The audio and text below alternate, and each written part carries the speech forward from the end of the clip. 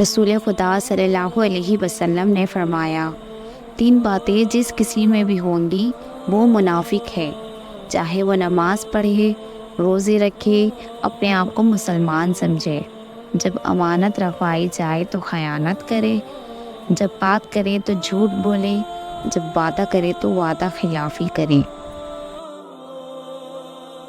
نبی کریم صلی اللہ علیہ وسلم نے ارشاد فرمایا کہ غصہ شیطان کی طرف سے ہے، اور شیطان آگ سے پیدا ہوا ہے، اور آگ پانی سے بجھتی ہے۔ اگر تم میں سے کسی کو غصہ آئے تو اسے وضو کر لینا چاہیے۔ نبی کریم صلی اللہ علیہ وسلم نے فرمایا، لوگوں پر ضرور ایک زمانہ ایسا آ جائے گا کہ ایک شخص سونے کا صدقہ لے کر نکلے گا، لیکن کوئی اسے لینے والا نہیں ملے گا، اور یہ بھی ہوگا کہ ایک مرد کی پناہ میں 40 عورتیں ہو جائیں گی، کیونکہ مردوں کی کمی ہو جائے گی اور عورتوں کی زیادتی ہو جائے گی۔